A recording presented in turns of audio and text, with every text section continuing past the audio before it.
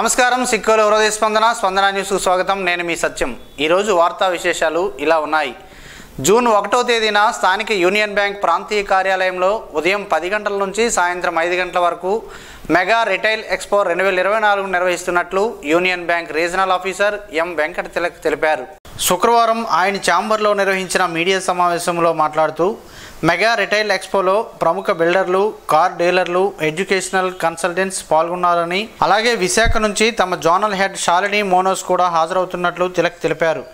రుణాలు పొందాలనుకునే వారంతా 1వ తేదీన ఏర్పాటు చేస్తున్న రుణమేళాను సద్వినియోగం చేసుకోవాలని కోరారు. 200 కోట్ల రూపాయల రుణాలు ఇచ్చేందుకు గాను లక్ష్యంగా పనిచేస్తున్నట్లు తెలిపారు. రుణమేళా రోజున చేసుకున్న దరఖాస్తులను ఆ రోజే అప్రూవల్ చేస్తామని అన్నారు. గృహ నిర్మాణాలకు తక్కువ వడ్డీ రేటును అందిస్తున్నట్లు తెలిపారు.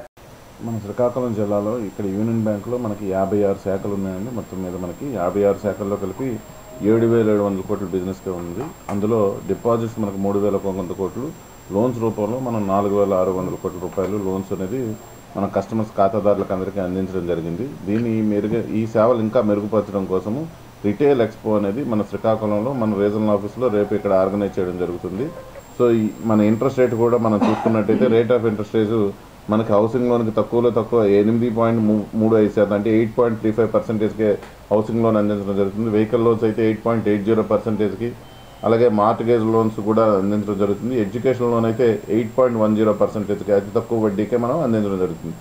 వేరే బ్యాంక్స్తో ఏ బ్యాంక్స్తో కంపేర్ చేసుకున్నా సరే ఎడ్యుకేషన్ లోన్స్లో మటుగా 40 లక్షల వరకు ఎటువంటి సెక్యూరిటీ లేకుండా ప్రీమియం ఇన్స్టిట్యూట్స్కి ఒకే ఒక బ్యాంక్ అందించడం జరుగుతుంది. అది కూడా మన యూనియన్ బ్యాంక్ ద్వారానే 40 లక్షల వరకు ఎటువంటి సెక్యూరిటీ లేకుండా ఎడ్యుకేషన్ లోన్ ప్రీమియం ఇన్స్టిట్యూట్లో ఎక్కడ చదివినా సరే అందించడం జరుగుతుంది. సో ఇటువంటి ఫెసిలిటీస్ అన్న మీరందరూ ఉపయోగించుకోవడం కోసం ఇంకా ఖాతాదారులకి, రిటైల్ ఖాతాదారులకి ఇంకా మెరుగైన సేవలు అందించడం కోసం మా యూనియన్ బ్యాంక్ అందిస్తున్న ప్రోడక్ట్స్ అన్నింటిని కూడా ఖాతాదారులందరికీ తెలియజేయడం కోసం రేపు ఇక్కడ రిటైల్ ఎక్స్పో కార్యక్రమం అనేది మా రీజనల్ ఆఫీస్లో రిటైల్ ఎక్స్పో కార్యక్రమం అనేది నిర్వహించడం జరుగుతుంది. శ్రీ సంతోషిమాత అమ్మవారి దేవస్థానంలో స్వస్తి శ్రీ చంద్రమాన శ్రీ క్రోధినామ సంవత్సర వైశాఖ మాసం సందర్భంగా అమ్మవారికి శుక్రవారం ప్రత్యేక పూజలను అర్చకులు నిర్వహించారు. శ్రీ సంతోషిమాత అమ్మవారి ప్రధాన మూల విరాట్కు సుప్రభాత సేవ, మహాన్యాసపూర్వక నమ్మక చమక పంచసూక్తములతో క్షీరాభిషేకం నిర్వహించారు. పరిమళ సుగంధ ద్రవ్యములతో అభిషేకం, అమ్మవారికి పట్టు వస్త్రము సమర్పణ, అలాగే ప్రత్యేక పూజలు సారే సమర్పించారు. ఇందులో 58 రకాలపై స్వీట్లు, పిండి వంటలు, నైవేద్యం అమ్మవారికి సమర్పించారు. అమ్మవారిని దర్శించుకున్న భక్తులకు అర్చకులు తీర్థ ప్రసాదాలను అందజేసి వేద ఆశీర్వచనాలను అందజేశారు. అమ్మ దయ ఉంటే అన్నీ ఉన్నట్లే అని, అమ్మ నామస్మరణతో ప్రశాంతత చేకూరుతుందని ఆలయ ప్రధాన అర్చకులు కిరణ్ శర్మ తెలిపారు. స్ట్రాంగ్ రూముల వద్ద భద్రత పటిష్టంగా ఉండాలని జిల్లా ఎన్నికల అధికారి, జిల్లా కలెక్టర్ డాక్టర్ మనజర్ జిలానీ సమూన్ ఆదేశించారు. శ్రీ శివాని ఇంజనీరింగ్ కళాశాలలో ఉన్న స్ట్రాంగ్ రూములను నియోజకవర్గాల వారీగా ఆమ్దాల్వలస రిటర్నింగ్ అధికారి, జిల్లా జాయింట్ కలెక్టర్ ఎం నవీన్తో కలిసి గురువారం ఆయన పరిశీలించారు. ఈ సందర్భంగా ఆయా నియోజకవర్గాల వారీగా స్ట్రాంగ్ రూములు అన్ని క్షుణ్ణంగా పరిశీలించి సందర్శకుల పుస్తకంలో సంతకం చేశారు. అనంతరం అక్కడి నుండి పార్కింగ్ ప్రాంతాన్ని పరిశీలించి పలు సూచనలు జారీ చేశారు. అంబులెన్స్లు నిలుపు స్థలం, వైద్య ఆరోగ్య శాఖ ఏర్పాటు చేయనున్న స్టాల్స్, ఫుడ్ స్టాల్స్ మొదలైనటువంటి ఏర్పాటు చేయనున్న ప్రాంతాలను ఆయన పరిశీలించారు. స్ట్రాంగ్ రూముల పరిశీలనలో జిల్లా రెవెన్యూ అధికారి M Ganapathi Rao, ZP CEO D Venkateswara Rao, ఆయా నియోజకవర్గాల రిటర్నింగ్ అధికారులు, DPO Venkateswara Rao, Challa Obules, deputy CEO Venkataraman, తహసీల్దార్లు తదితరులు పాల్గొన్నారు. ఏపీ స్టేషనరీ అండ్ ప్రింటింగ్ శాఖ డీజీగా సీనియర్ ఐపీఎస్ అధికారి ఏబీ వెంకటేశ్వరరావు విజయవాడలో బాధ్యతలు స్వీకరించారు. ప్రింటింగ్ అండ్ స్టేషనరీ డీజీగా ఆయన నియమిస్తూ ప్రభుత్వం ఉత్తర్వులు జారీ చేసిన సంగతి తెలిసిందే. హైకోర్టు ఉత్తర్వుల మేరకు శుక్రవారం ఉదయం ఆయనపై సస్పెన్షన్ ఎత్తివేస్తూ ఆదేశాలు జారీ చేసిన ప్రభుత్వం ఆ తర్వాత కాసేపటికే పోస్టింగ్ ఇచ్చింది. కాగా తాజాగా బాధ్యతలు చేపట్టిన ఏబీ కొన్ని గంటల్లోనే పదవి విరమణ చేయనున్నారు. బాధ్యతలు స్వీకరించిన అనంతరం ఏబీ వెంకటేశ్వరరావు మీడియాతో మాట్లాడుతూ బాధ్యతలు స్వీకరించిన రోజే పదవి విరమణ చేయాల్సిన పరిస్థితి వచ్చిందని అన్నారు. ప్రస్తుతానికి ఇంతవరకే మాట్లాడగలనని, ప్రభుత్వ ఉద్యోగిగా వివాదాస్పద అంశాలు మాట్లాడలేనని అన్నారు. ఇన్నాళ్లు తోడుగా ఉండి ధైర్యం చెప్పిన శ్రేయోభిలాషులకు కృతజ్ఞతలు తెలిపారు. ఎచ్చెర్ల శ్రీ శివాని ఇంజనీరింగ్ కళాశాలను శుక్రవారం జిల్లా ఎస్పీ జిఆర్ రాధిక సందర్శించారు. ఈ సందర్భంగా ఆమె ఈవీఎంలను భద్రపరిచిన స్ట్రాంగ్ రూమ్ భద్రత, సీసీ కెమెరాల ద్వారా నిఘాను పర్యవేక్షించారు. ఈ క్రమంలో జిల్లా ఎస్పీ కేంద్ర బలగాలు, ఆర్మ్డ్ సివిల్ సిబ్బంది నిర్వహిస్తున్న గార్డు ప్రహర సరళిని పరిశీలించి గార్డు రిజిస్టర్ను తనిఖీ చేశారు. కౌంటింగ్ తేదీ సమీపిస్తున్న వేళ మరింత అప్రమత్తంగా విధులు నిర్వహించాలని అన్నారు. స్ట్రాంగ్ రూముల సీలింగ్, పరిసర ప్రాంతాలను పరిశీలించారు. స్ట్రాంగ్ రూమ్ పరిసర ప్రాంతాలు 2 కిలోమీటర్ల వరకు రెడ్ జోన్ ప్రకటించడం జరిగిందని, డ్రోన్స్ కెమెరాలను ఎగరవేయటకు అనుమతి లేదని, అట్టి విషయాలు ఏమైనా ఉన్నా వెంటనే అధికారులకు తెలియజేయాలని సిబ్బందికి సూచించారు. అదేవిధంగా అనుమతి లేని ఇతర వ్యక్తులు ప్రవేశ మార్గాల ద్వారా లోపలికి అనుమతించరాదని సూచించారు.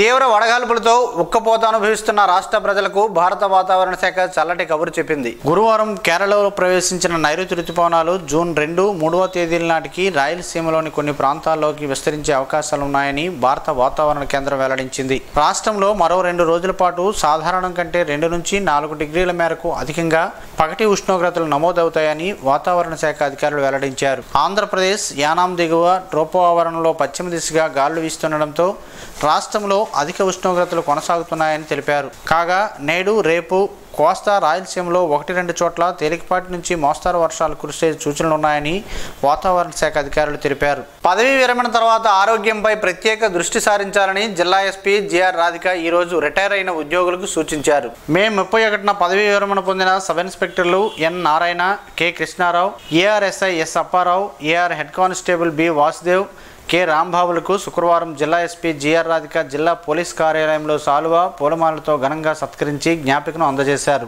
ఈ సందర్భంగా జిల్లా ఎస్పీ మాట్లాడుతూ, పోలీస్ శాఖ అంటేనే ఎంతో కఠినంగా ఉంటుందని, కఠినమైన పరిస్థితులను కూడా అధిగమించి పోలీస్ శాఖలో సుదీర్ఘకాలం ప్రజల భద్రతకు, నేరాల నియంత్రణ కాకుండా పోలీస్ శాఖకు అందించిన సేవలను శాఖ ఎప్పటికీ గుర్తుంచుకుంటుందని అన్నారు.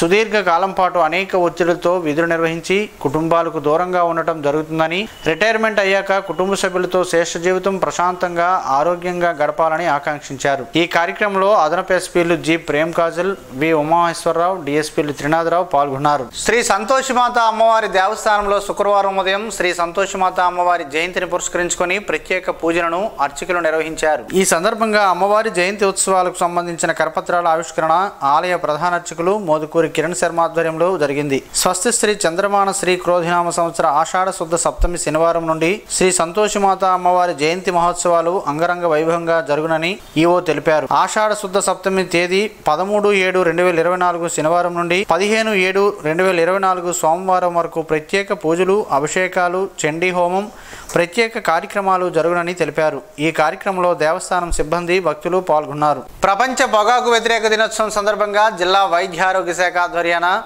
జాతీయ పొగాకు నియంత్రణ కార్యక్రమంలో భాగంగా పొగాకు వినియోగంకు వ్యతిరేకంగా డిఎంఎండ్హెచ్ఓ కార్యాలయం నుంచి అధికారులు ర్యాలీ నిర్వహించారు. ఈ ర్యాలీలో భాగంగా జిల్లా వైద్య ఆరోగ్య శాఖ అధికారి కార్యాలయం వద్ద మానవహారంగా ఏర్పడి పొగాకు వినియోగాన్ని వ్యతిరేకంగా ప్రతిజ్ఞతో నినాదాలు చేశారు. అనంతరం సమావేశ మందిరంలో పొగాకు పరిశ్రమల జోక్యం నుండి పిల్లలను రక్షించాలనే నినాదంతో సమావేశం నిర్వహించారు. ఈ సమావేశంలో అడిషనల్ డిఎంఎండ్హెచ్ఓ డాక్టర్ ప్రసాద్ మాట్లాడుతూ, ఈ రోజు నుండి 20 రోజుల పాటు పొగాకు వినియోగానికి వ్యతిరేకంగా వ్యూహాత్మక కార్యాచరణను ప్రకటించారు. ఇందులో భాగంగా ప్రతి విద్యా సంస్థను పొగాకు రహిత విద్యా సంస్థలు ప్రకటించడం, గ్రామాలలో పొగాకు వినియోగాన్ని రూపుమాపే దిశగా పలు అవగాహన కార్యక్రమాన్ని నిర్వహించడం జరుగుతుందని అన్నారు.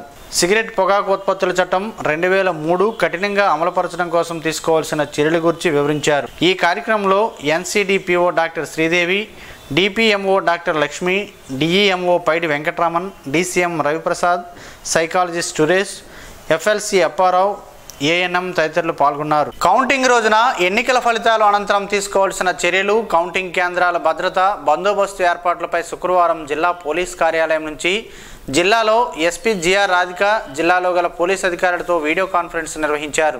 ఈ వీడియో కాన్ఫరెన్స్లో Visakhapatnam range DIG Vishal Gunni virtual ద్వారా పాల్గొని జూన్ 4వ తేదీన జరగనున్న కౌంటింగ్ ప్రక్రియ సజావుగా నిర్వహణకు పోలీస్ అధికారులు దిశానిర్దేశించారు.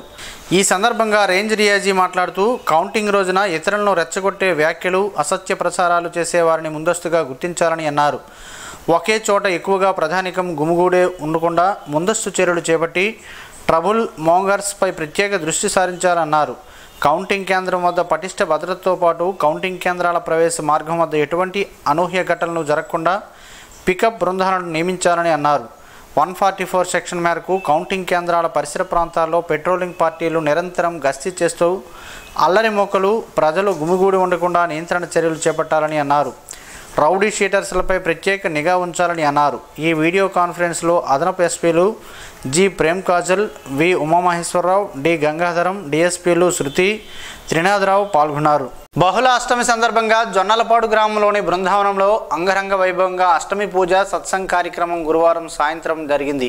ఈ కార్యక్రమానికి ముఖ్య అతిథిగా శ్రీ శ్రీ బాలత్రిపుర సుందరి కాలభైరవపీఠం అధిపతి గణేష్ స్వామీజీ పాల్గొని భక్తులకు తన అమూల్యమైన సందేశాన్ని అందించారు. కలియుగంలో నామ సంకీర్తనకు మించిన మార్గం మరేదీ లేదని తెలిపారు. బృందావనంలో జరుగుతున్నటువంటి కార్యక్రమాలు ప్రతి గ్రామంలో బహుళ అష్టమి సందర్భంగా జరగాల్సిన అవసరం ఉందని అన్నారు. ఈ కార్యక్రమంలో శ్రీ రాగసుధా మ్యూజికల్ ఆర్కెస్ట్రా బృందం అత్యంత అద్భుతంగా భజన గానం చేసి శ్రోతలను అలరించారు. కూటమి ఎమ్మెల్యే అభ్యర్థి గుండు శంకర్ పాల్గొని స్వామివారిని దర్శించుకుని తీర్థప్రసాదాలను స్వీకరించారు. చౌదరి దుర్గారావు, చౌదరి శ్రీనివాసరావు ఆధ్వర్యంలో జరిగిన ఈ కార్యక్రమంలో పొన్నాడు వెంకటరమణ బృందం అలాగే కళింగపట్నం చెందిన భక్తి గీతాలు చక్కగా ఆలపించారు. సింహాద్రి శ్రీనివాస్, ట్రాఫిక్ జామ్ శ్రీను, రామ్మోహన్ రావు, బాబురావు తదితరులు పూజా కార్యక్రమంలో పాల్గొన్నారు. ఉపాధి హామీ పథకం సిబ్బంది ప్రధానంగా అందరికీ 100 రోజులు పని దినాలు కల్పించడంపైనే దృష్టి సారించాలని జిల్లా నీటి యాజమాన్య సంస్థ ప్రాజెక్ట్ డైరెక్టర్ జీవి చిట్టిరాజు ఆదేశించారు.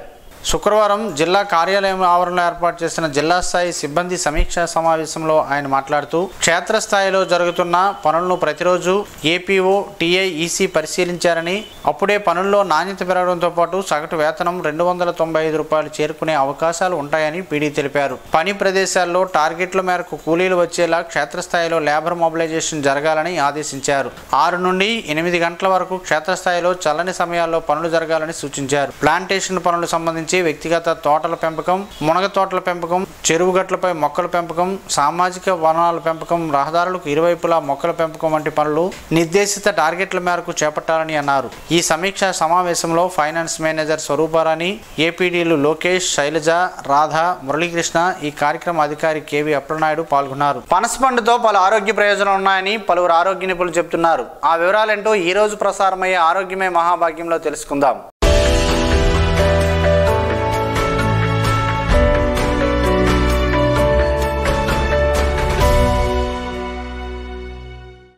పనస పండ్లు ఏడాదంతా లభించవు. ఎలాంటి రసాయనాలు, పురుగు మందులు అవసరం లేకుండా ఇవి పండుతాయి. అందువల్ల ఈ పండ్లను తింటే ఆరోగ్యానికి ఎంతో మంచిది. వీటిలో విటమిన్ ఏ, సి, B6 మాత్రమే కాక calcium, potassium, magnesium, iron, sodium, zinc, fibre పుష్కలంగా ఉంటాయి. మరి తీయగా ఉండకపోయినా అందరికీ నచ్చే ప్రత్యేక రుచి వీటి సొంతం. పైగా ఇప్పుడు ఇవి ఆన్లైన్లో, ఈ-కామర్స్ సైట్లలో, సూపర్ మార్కెట్లో కూడా లభిస్తున్నాయి. షుగర్ వ్యాధిగ్రస్తులు ఈ పండు తినడం వల్ల ఇన్సులిన్ తీసుకున్నంత ప్రయోజనం కలుగుతుంది. పనస పండ్లతో తయారు చేసే పొడిని వాడితే డయాబెటీస్ పేషెంట్లకు మేలు జరుగుతుంది. తాజా పరిశోధనలో ఈ విషయం వెల్లడైంది. అందువల్ల ఇండియాలో పనస పండ్ల పొడిని భారీ ఎత్తున ఉత్పత్తి చేసేందుకు ప్రయత్నాలు మొదలయ్యాయి. కొంతమందికి ఉత్తినే బీపీ పెరుగుతూ ఉంటుంది. అలాంటి వారు తప్పనిసరిగా పనస తొనలు తినాలంటున్నారు డాక్టర్లు. ఈ రోజుల్లో కంప్యూటర్లతో పనిచేసిన వాళ్ళు, రోడ్లపై ఎక్కువగా తిరిగే వాళ్లకు కంటి సమస్యలు బాగా వస్తున్నాయి. అలాంటి వాళ్ళు పనస తొనలు తింటే కంటి చూపు మెరుగవుతుంది. పనస పండులో ఔషధ గుణాలు చాలా ఎక్కువ. ఇది చర్మ కణాలను రిపేర్ చేస్తుంది, కొత్త కణాలు వచ్చేలా చేస్తుంది. దాంతో చర్మం మెరుస్తుంది. గుండె ఆరోగ్యంగా ఉండాలంటే పనస తొనలు తినాలి. వీటిలోని పోషకాలు గుండెకు రకరకాల వ్యాధులు, సమస్యలు రాకుండా ఆపేస్తాయి. చర్మ కణాలను రిపేర్ చేస్తూ మృత కణాలను బయటకు పంపిస్తుంది పనస. దాంతో ఆ స్థానంలో సరికొత్త కణాలు వస్తాయి. ముసలితనం త్వరగా రాదు. జుట్టు కూడా బాగా పెరుగుతుంది. కడుపులో మంట, మండిపోతున్నట్లు అనిపించడం, పుండ్లు ఏర్పడటం వంటివి అల్సర్ సమస్యలతో బాగా. పనసలో అల్సర్ తగ్గించే గుణాలు చాలా ఉన్నాయి. ఇవి తింటే తేడా మీకే తెలుస్తుందని పలువురు చెబుతున్నారు. పనస తొనల్లో కొవ్వు పెద్దగా ఉండదు. అందువల్ల ఓ 4 తొనలు ఎక్కువగా తిన్నా బరువు పెద్దగా పెరగదు. కాకపోతే క్యాలరీలు ఎక్కువే కాబట్టి మరీ ఎక్కువ తినకుండా జాగ్రత్త పడితే మేలు. ఈ రోజుల్లో ఎక్కువ మందికి అజీర్తి, మలబద్ధకం సమస్యలు ఉంటున్నాయి. అలాంటి వారు పనస తొనలు తింటే వాటిలోని ఫైబర్ జీర్ణక్రియను మెరుగుపరుస్తుంది. దాంతో పెద్ద పేగు రిపేర్ అవుతుంది. మలబద్ధకం సమస్య తీరిపోతుంది. ఈ పండ్లలోని కొన్ని ప్రత్యేక గుణాలు క్యాన్సర్కి వ్యతిరేకంగా పోరాడతాయి. ప్రేగు, ఊపిరితిత్తులు, క్యాన్సర్కు కారణమయ్యే కారకాలతో పోరాడడంలో ఈ పండు సహాయపడుతుంది. పనస పండు తినడం వల్ల రక్తహీనత సమస్య అదుపులోకి వస్తుంది. మహిళలకు ఎంతో ప్రయోజనకరమని ఆరోగ్య నిపుణులు చెబుతున్నారు.